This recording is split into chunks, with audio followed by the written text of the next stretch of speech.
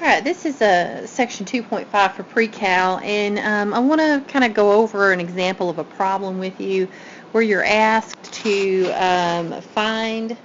write this function as a product of linear factors and then list all the zeros. So what they want you to do is basically factor this, but what do? It's a fifth power sort of thing. Well, if you remember, we know how to find the possible zeros of this function if they exist, and that is to take all the factors of 8, that was supposed to come out yellow, all the factors of 8, and divide them by the factors of the leading coefficient. We take the factors of the constant, and we divide them by the factors of the leading coefficient. Well, in that case, we get our possible zeros. We don't know if any of these are actually going to work, but if they do, it's supposed to be possible zeros. If they do, they will be anything that's the factor of plus or minus 8 over 1. Because 8 is the constant, and it goes on top. 1 is the leading coefficient. Well, basically that's just 8, plus or minus 8. So we know that it could be plus or minus 8, plus or minus 4, plus or minus 2, or plus or minus 1. Those are all the factors of 8. So if we go about and try these, if you look at your calculator, remember you can use your calculator to get an idea of what might work. And if you check it, you'll see that 1 and -2 are probably zeros. So we can use our calculators to kind of cut down on this time instead of going through and wasting so much time doing things that don't work. So let's take that let's do some synthetic division. And remember, with synthetic division, I'm going to write in all the coefficients. There's a 1, there's a 0 for the x to the 4th term. Let me not do it there. I think that's going to confuse you. There's a 1 for the x to the 5th term, a 0 for the x to the 4th term, a 1 for the x cubed term, a 2 for the x squared term, a -12 for the linear term, and a +8. And so those are my coefficients, and I had to fill in any missing ones if you remember. Okay, and what I'm going to do is I'm going to do synthetic division. Oops, I wish I had not done that. Let me undo that. I'll tell you what, I'll just do this. I'm going to go ahead and use 1. I can squeeze it in. So if you remember, what I do is I drop the 1 down and I say 1 times 1 is 1. 0 plus 1 is 1. 1 times 1 is 1. 1 plus 1 is 2. 1 times 2 is 2. 2 plus 2 is 4. 1 times 4 is 4. -12 plus 4 is -8. And 1 times -8 is -8. That adds up to 0. So we know that one of our factors is x minus 1, because 1 was the 0. Okay?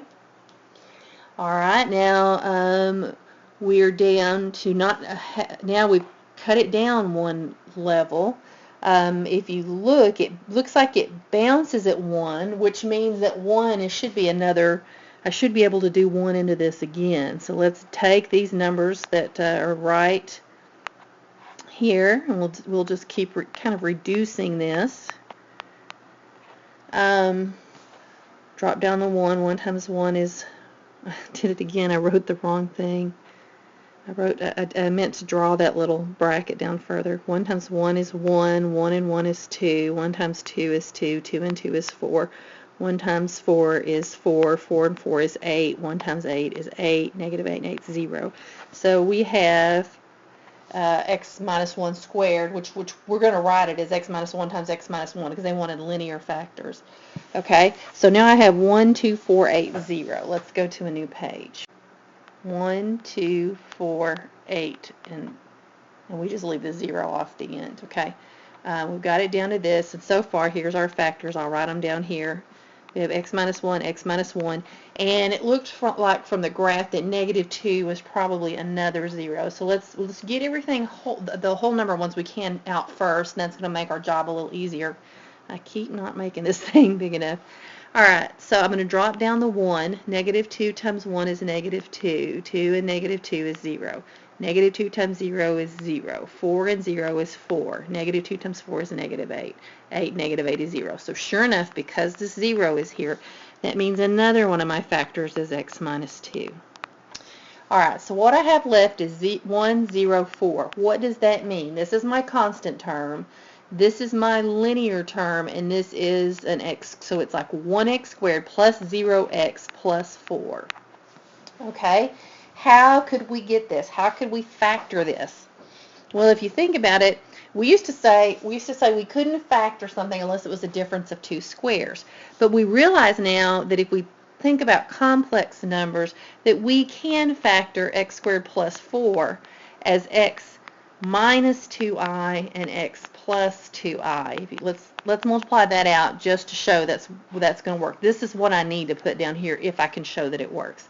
So that's x squared plus 2ix minus 2ix, so that means those are going to cancel out, and then negative 2i plus 2i would be minus 4i squared. I'm just going to put that to kind of separate it there. So I have x squared minus 4i squared, but we know that I squared is really equal to negative 1, so it's x squared minus 4 times a negative 1 would be plus 4. So we factored it now. We just need to put the x minus 2i and the x plus 2i in, and we have factored this polynomial. I would study this video for the quiz if I were you, just a hint.